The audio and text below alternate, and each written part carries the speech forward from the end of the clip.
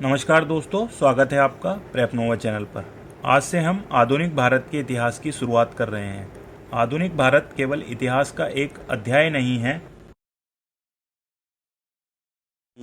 बल्कि भारतीय प्रशासन, अर्थव्यवस्था, समाज और राष्ट्रीय आंदोलन की आधारशिला है। यही कारण है कि यूपीएससी और यूपीपीएससी जैसी परीक्षाओं में इतिहास से पूछे जाने वाले अधिकांश प्रश्न इसी भाग से संबंधित होते हैं। लेकिन आधुनिक भारत को समझने से पहले एक मूल प्रश्न का उत्तर जानना आवश्यक है। यह प्रश्न क्या है कि यूरोप की शक्तियां हजारों किलोमीटर दूर स्थित भारत तक क्यों पहुंची? क्या उनका उद्देश्य केवल व्यापार था? क्या वे प्रारंभ से ही भारत में राजनीतिक सत्ता स्थापित करना चाहती थी? क्या वे प्रारंभ से ही अंग्रेज भारत आने वाली पहली यूरोपीय शक्ति थे? इन प्रश्नों के उत्तर केवल इस अध्याय तक सीमित नहीं है, बल्कि आगे आने वाले प्रत्येक अध्याय कर्नाटक युद्ध, प्लासी, बक्सर, ब्रिटिश विस्तार और राष्ट्रीय आंदोलन की पृष्ठभूमि तैयार करते हैं। इसलिए इस अध्याय को केवल तथ्यों के रूप में याद करने के उद्देश्य से नहीं, बल्कि ऐतिहासिक प्रक्रिया के रूप में समझना बहुत आवश्यक है। तो सबसे पहले हम समझते हैं कि यूरोप भारत क्यों आया, उसका क्या कारण था। तो सबसे पहले हम इसको जानते हैं। तो भारत में यूरोपीय कंपनियों का आगमन कोई आकस्मिक घटना नहीं था।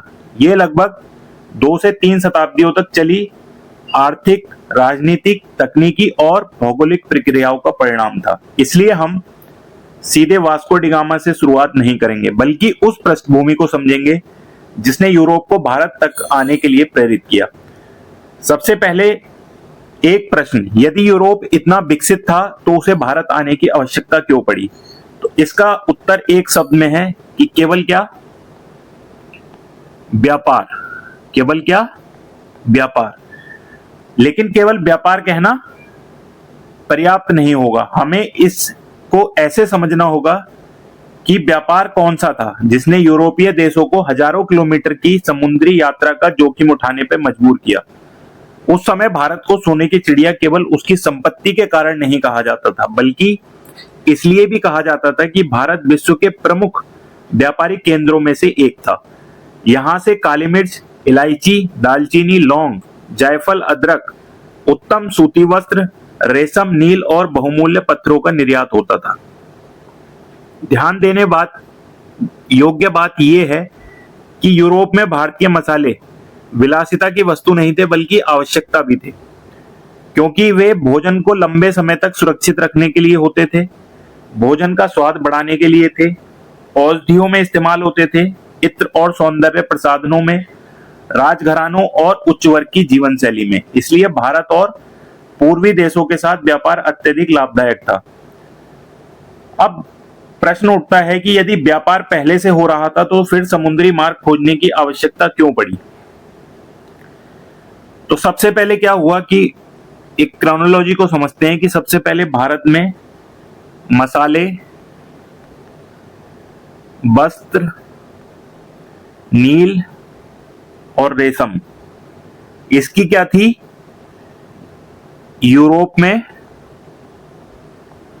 भारी मांग थी। ठीक है, इस मांग के कारण जो है व्यापार शुरू हुआ, और जब व्यापार करना था तो नया समुद्री मार्ग की खोज हुई। ठीक है ना। अब यूपीपीएससी क्या है, अक्सर सीधे पूछती है कि भारत क्यों आया, नहीं पूछती, वह कारणों को जोड़कर प्रश्न पूछती है। जैसे मसाला व्यापार का महत्व क्या है, भारतीय वस्त्र उद्योग, यूरोप की आर्थिक आवश्यकताएं, समुद्री मार्ग की खोज के कारण। तो तथ्य केवल याद करने जरूरी नहीं है, कारणों की श्रृंखला को याद करना है। अब इसको ऐसे समझते हैं, 1453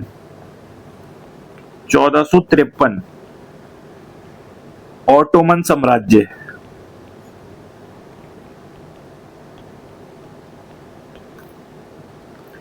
तो यहां से क्या है, विश्व इतिहास का ये निर्णायक मोड़ है। अब तक हमने समझा था कि यूरोप को भारत के साथ व्यापार करना था, तो यदि व्यापार पहले से हो रहा था तो नया समुद्री मार्ग खोजने की आवश्यकता क्यों पड़ी?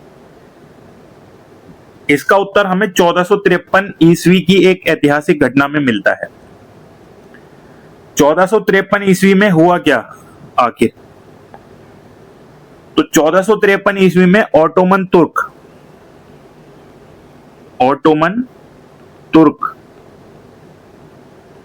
ने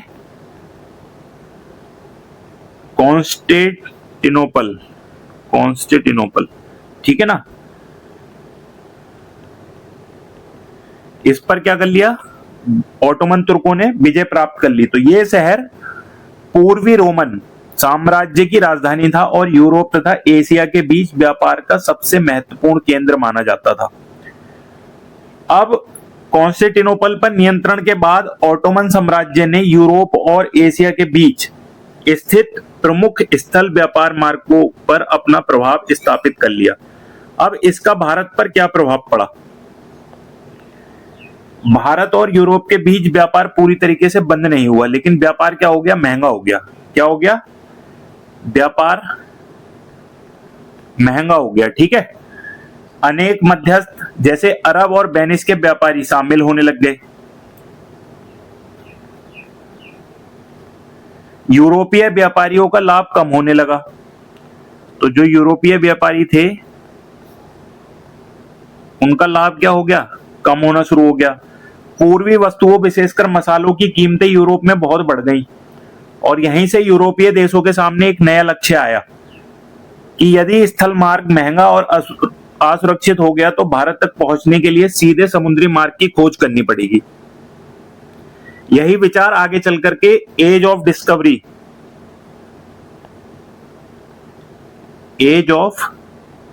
डिस्कवरी की शुरुआत का मुख्य कारण बना। तो क्या केवल ऑटोमन साम्राज्य ही कारण था? तो यह सबसे महत्वपूर्ण कारणों में से एक था, लेकिन इसके साथ कुछ अन्य कारण भी थे। दूसरे कारण क्या क्या थे? चलिए समझ लेते हैं इसको। एक था पुनर्जागरण। ये क्या था? इसने जिज्ञासा और वैज्ञानिकों को सोच को बढ़ावा दिया था। नौवहन तकनीक, कंपास, बेहतर जहाज, उन्नत मानचित्र विकसित हुए। यूरोपीय राजाओं ने एक व्यापारिक मार्ग खोजने के अभियानों को आर्थिक सहायता दी। व्यापारिक लाभ और मसालों पर सीधा नियंत्रण पाने की प्रतिस्पर्धा बढ़ी। इसलिए समुद्री मार्ग की खोज किसी एक घटना का परिणाम नहीं थी, बल्कि कई ऐतिहासिक प्रक्रियाओं का क्या थी? संयुक्त प्रभाव थी, ठीक है। यहां से पूछ सकता है कि कारण परिणाम के रूप में यहां से क्वेश्चन पूछा जा सकता है, जैसे यूरोपीय देशों द्वारा भारत के लिए समुद्री मार्ग खोजने का प्रमुख कारण क्या था? तो आप मसाला व्यापार जो है केवल लिखेंगे तो ये पूरा पर्याप्त नहीं होगा। आपको यहाँ पे ऑटोमन नियंत्रण, महंगा स्थल मार्ग और सीधे व्यापार की आवश्यकता, इन सबको जोड़ना आवश्यक है। तो समुद्री मार्ग खोजने की इस दौड़ में सबसे पहले सफलता किसको मिली? तो पुर्तगाल ने यह सफलता कैसे प्राप्त की और वास्को डी गामा 1498 में कालीकट तक कैसे पहुंचा? अब हम उस हिस्से पे आते हैं जहां अधिकांश स्टूडेंट्स क्या है 1498 वास्को डी गामा को याद कर लेते हैं, लेकिन जब उसकी पृष्ठभूमि पूछी जाती है, उसको गहराई से पूछा जाता है, तो वो उसको बता नहीं पाते हैं। अब हम देखते हैं कि समुद्री मार्ग वास्को डी गामा ने किस तरीके से खोजा। तो 15वीं, अब पुर्तगाल ही क्यों? तो 15वीं शताब्दी में पुर्तगाल यूरोप की प्रमुख समुद्री शक्तियों में से एक बन चुका था। इसके पीछे कई कारण थे। वो कारण क्या थे? इसकी भौगोलिक स्थिति अटलांटिक महासागर के किनारे थी। यहाँ के नाविक समुद्री यात्राओं में दक्ष थे। पुर्तगाल के शासकों ने समुद्री अभियानों को संरक्षण दिया। नए व्यापारिक मार्ग खोजने के लिए राज्य और व्यापारियों के हित एक जैसे थे। इसी नीति के अंतर्गत पुर्तगाल ने अफ्रीका के पश्चिम तट की क्रमिक खोज शुरू की। अब प्रिंस हेनरी, तो हालांकि प्रिंस हेनरी स्वयं महान नाविक नहीं थे, लेकिन उन्होंने समुद्री खोजों को संस्थागत रूप दिया। उनके संरक्षण में नौवहन का प्रशिक्षण विकसित हुआ, बेहतर मानचित्र तैयार किए जाने लगे, जहाज निर्माण तकनीक में सुधार हुआ, अफ्रीकी तटों की व्यवस्थित खोज शुरू हुई। और इसी कारण उन्हें नेविगेटर के रूप में भी जाना जाता है। तो किसको जाना जाता है? प्रिंस हेनरी को नेविगेटर के रूप में भी जाना जाता है। अब प्रिंस हेनरी स्वयं भारत नहीं आए थे, लेकिन भारत के समुद्री मार्ग की खोज की प्रक्रिया में उनका योगदान अत्यंत महत्वपूर्ण है। अब होते हैं ये बार्थोलोम्यू डियाज।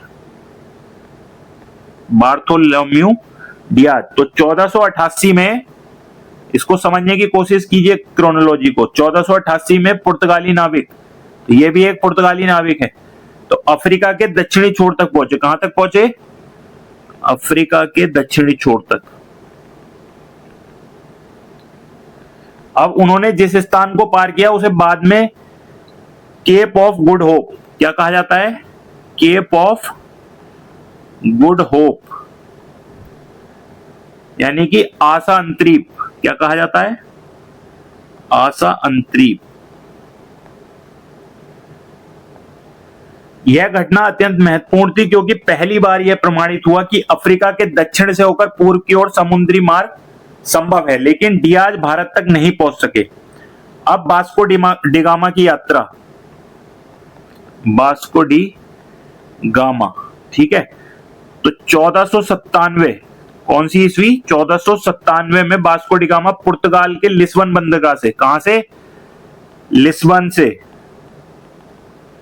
दोस्तों कहां से निकले? लिस्बन बंदरगाह से भारत की तरफ निकले। उन्होंने अफ्रीका के पश्चिमी तट का अनुसरण किया, केप ऑफ गुड होप को पार किया, पूर्वी अफ्रीका के तटों से आगे बढ़े और एक अरब नाविक, परंपरागत रूप से अहमद इब्न माजिद का उल्लेख मिलता है यहाँ पे। हालांकि आधुनिक इतिहासकार इस दावे पर मतभेद रखते हैं कि सहायता से हिंद महासागर पार किया। तो 20 मई 1498, ये तारीख याद रखिएगा, 20 मई 1498 को वे कालीकट, वर्तमान में इसका जो नाम है वो क्या है? वर्तमान में इसको बोलते हैं कोझिकोड। क्या बोलते हैं? कोझिकोड, जो कि केरल में है, ठीक है। क्या बोलते हैं? कोझिकोड, केरल। तो यहां पे पहुंचे कब? 20 मई 1498 को। तो उस समय कालीकट के शासक कौन थे? उस समय जो है कालीकट के शासक थे जमोरिन। कौन थे जी? जमोरिन। अब यही वह घटना थी जिसने भारत और यूरोप के संबंधों का एक नया प्रारंभ करा। क्या वास्को डी गामा का उद्देश्य भारत पर शासन करना था? बिल्कुल नहीं। उनका प्राथमिक उद्देश्य था भारत से सीधे मसाला व्यापार करना, अरब व्यापारियों की मध्यस्थता समाप्त करना और पुर्तगाल के लिए व्यापारिक लाभ सुनिश्चित करना। राजनीतिक प्रभुत्व की प्रक्रिया बाद में क्या हुई? विकसित हुई। तो अब इसको पूरा समझिए कि कौन से सन में? 1453 में स्थल मार्ग महंगा हो गया, पुर्तगाल की पहल हुई। अब 1488 में बार्थोलोम्यू डियाज, इसने केप ऑफ गुड होप की खोज करी। फिर 1497 में वास्को डी गामा यात्रा के लिए निकला। 20 मई 1498, कौन सा? 20 मई 1498 को कालीकट पहुंचा, जो कि आज कोझिकोड केरल में है। फिर वहां का राजा कौन था? जमोरिन, ठीक है। एग्जाम में बहुत पूछे जाते हैं इससे सवाल, तो याद रखिए इसको।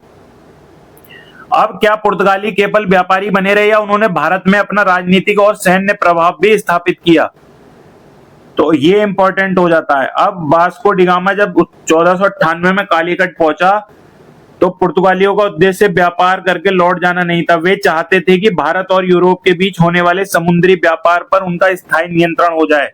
क्या हो जाए? स्थायी नियंत्रण। इसके लिए उन्होंने 3 रणनीति अपनाई। अब 3 रणनीति कौन कौन सी अपनाई? एक तो व्यापारिक केंद्र स्थापित किए। क्या स्थापित किए? व्यापारिक केंद्र। समुद्री मार्गों पर सैन्य नियंत्रण किया, ठीक है ना। तो कैसे भाई कब्जा करा?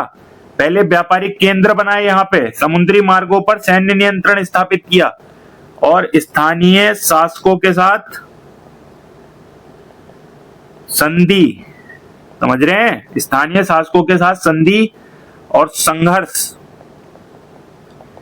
के माध्यम से प्रभाव बढ़ाया अपना, ठीक है। तो ये 3 चीजें बहुत इंपॉर्टेंट हुई। क्या हुआ? व्यापारिक केंद्र बढ़ाए, समुद्री मार्गों पर सैन्य नियंत्रण किया, स्थानीय शासकों के साथ संधि संघर्ष के माध्यम से अपना प्रभाव बढ़ाया।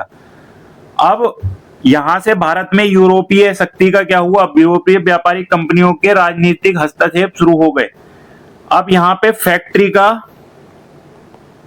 वास्तविक अर्थ क्या है, फैक्ट्री का वास्तविक अर्थ, तो यहां फैक्ट्री का अर्थ था उत्पादन, मैन्युफैक्चरिंग यूनिट। लेकिन 16वीं, समझिए इसको, 16वीं से 17वीं शताब्दी में फैक्ट्री का अर्थ क्या था, व्यापारिक गोदाम और व्यापारिक केंद्र। यहाँ पे माल खरीदा जाता था, संग्रहित किया जाता था, पैक किया जाता था और जहाजों के माध्यम से क्या भेजा जाता था, यूरोप। ठीक है ना। तो यूपीपीएससी में पूछा जाता है फैक्ट्री क्या है, मैन्युफैक्चरिंग यूनिट नहीं है। फैक्ट्री क्या है, ट्रेडिंग पोस्ट है, वेयर हाउस है। क्या है, वेयर हाउस।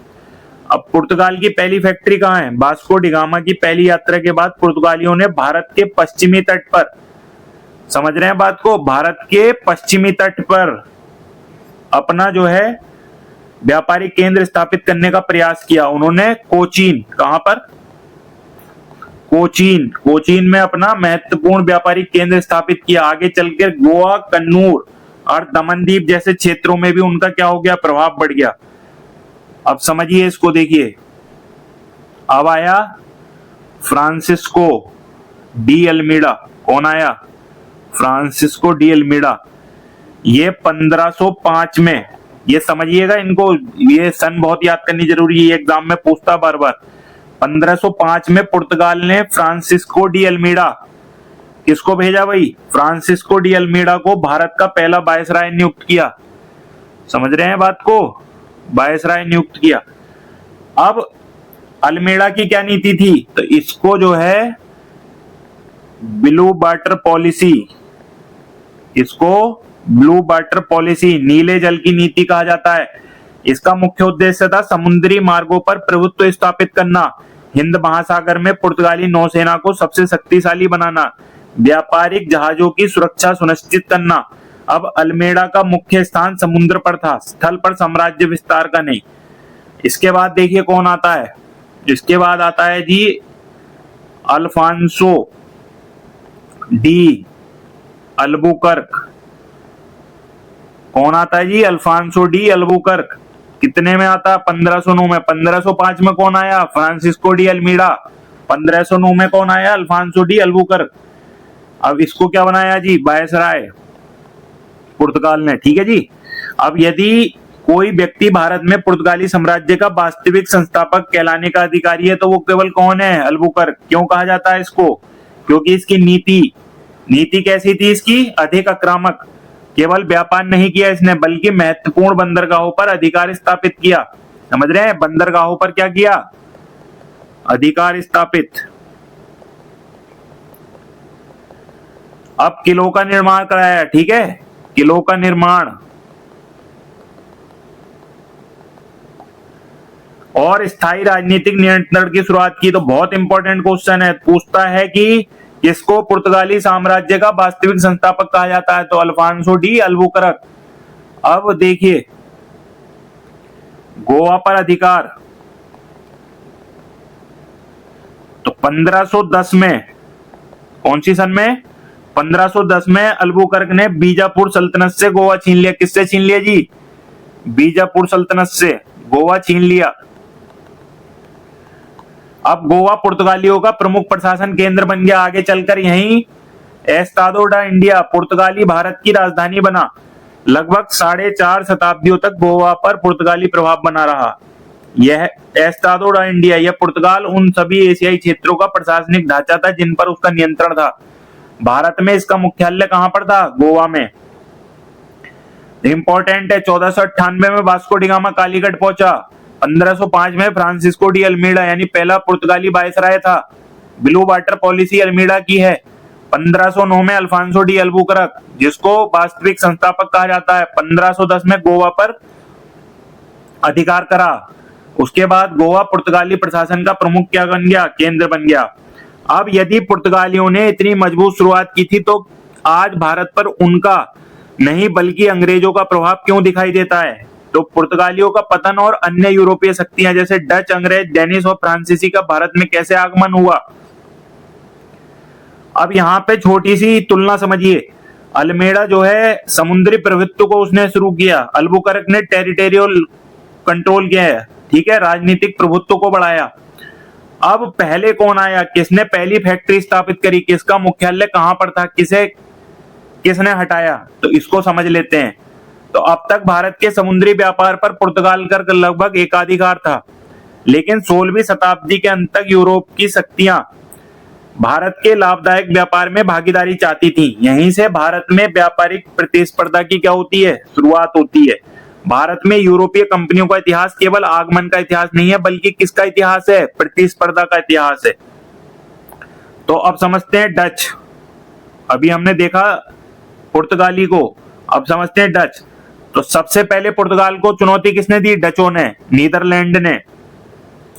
1602 में डच ईस्ट इंडिया कंपनी की स्थापना हुई।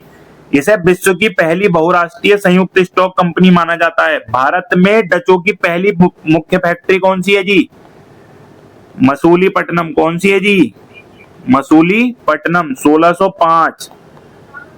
इसके बाद उन्होंने जो है पुलिकट, समझिए जी इसको, पुलिकट, नागपट्टनम, कोचीन और चिंसुरा जैसे व्यापारिक केंद्र विकसित किए। लेकिन ध्यान दीजिए, डचों का मुख्य ध्यान इंडोनेशिया पर था, भारत पे नहीं। इसी कारण वे भारत में अंग्रेजी जैसी राजनीतिक शक्ति नहीं बन सके। अब एक वर्ड है जी बीओसी,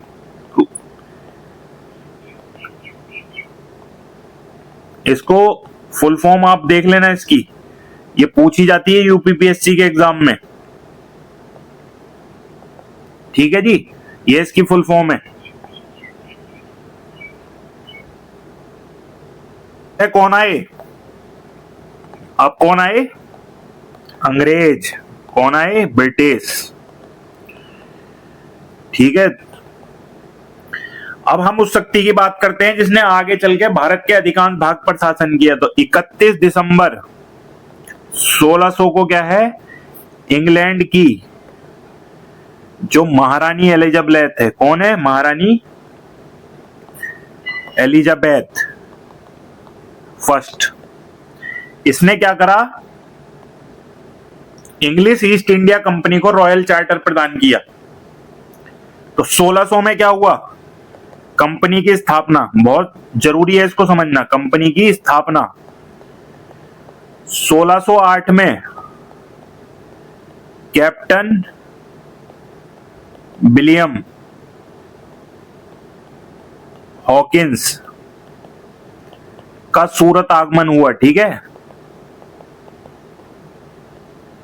उसके बाद हॉकिंस मुगल सम्राट जहांगीर के दरबार में पहुंचा और व्यापार की अनुमति प्राप्त करने का प्रयास किया। हालांकि उसे जो है स्थायी सफलता नहीं मिली। इसके बाद जो है 1615 से 1619 इसके बीच जो है सर थॉमस रॉ, ये जो है जहांगीर के दरबार में इंग्लैंड का राजदूत बनकर आया। उनके प्रयासों से अंग्रेजों को भारत में व्यापारिक सुविधाएं प्राप्त हुई। यहीं से अंग्रेजों की स्थिति मजबूत होने लगी। अब पहली जो अंग्रेजी फैक्ट्री है वो कहां लगती है, सूरत में। ये पहली अंग्रेज फैक्ट्री है, ठीक है।